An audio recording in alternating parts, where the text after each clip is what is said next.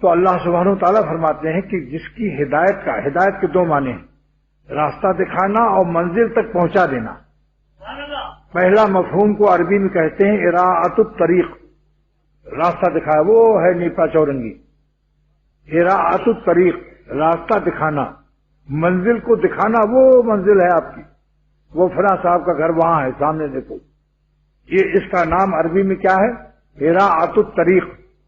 اراعۃ الطریق، اراعت مانے دکھانا، رویت مانے دیکھنا، اراعت مانے دکھانا، راستے کو دکھا دینا۔ اور دوسرا مفہوم ہے منزل تک پہنچانا، اس کو عربی میں کہتے ہیں ایصال الی المطلوب۔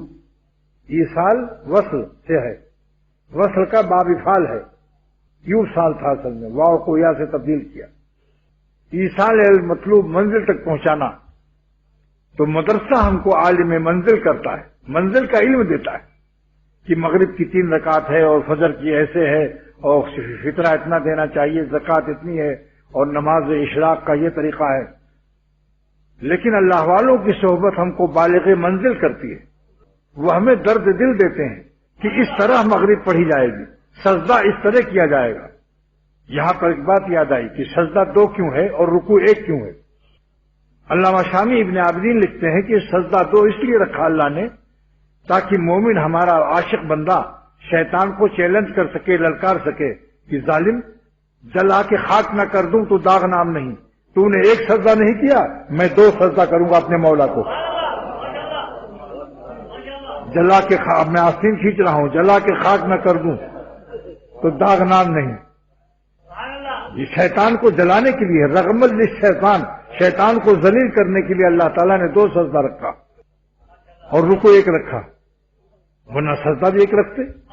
یہ کتاب فقہ شامی نے لکھا ہے کہ رغمل للشیطان، شیطان کو ذلیل کرنے کے لیے تو نے میرے مولا کا حکم حضرت آدم علیہ السلام کے لیے نہیں مانا، 1 سجدہ بھی نہیں کیا، اور ہم ڈبل 2 سجدہ کریں گے، جل کے خاک، تو اس کو جلا کے خاک کرنا ہے، جلا کے خاک میں کر دوں تو داغ نام نہیں۔ اسی لیے میت کے سینے کے سامنے امام کھڑا ہوتا ہے۔ اس میں کیا راز ہے؟ شامی لکھتے ہیں کہ میت کے سر کے پاس، میت کے پیر کے پاس امام کیوں نہیں کھڑا ہوتا؟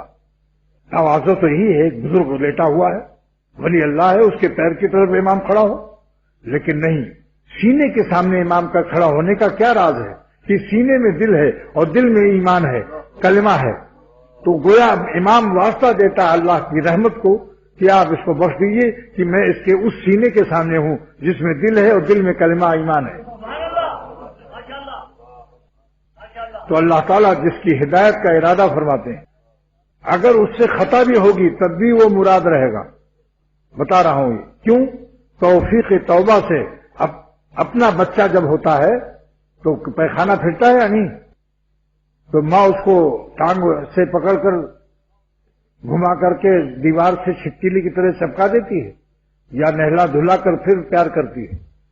اللہ تعالیٰ جس کو اپنا مراد بناتا ہے، اپنا پیارا بناتا ہے، اگر ان سے خطا بھی ہو جائے گی فتاب اللہ علیہم لیتوبوا، صحابہ پیارے تھے، اللہ پاک فرماتے ہیں کہ ہم نے ان کو توفیق توبہ دیتے ہیں آسمان سے تاکہ زمین پر توبہ کر لیں، لیتوبوا علی الارض، یہ اللہ کے پیار کی علامت ہے۔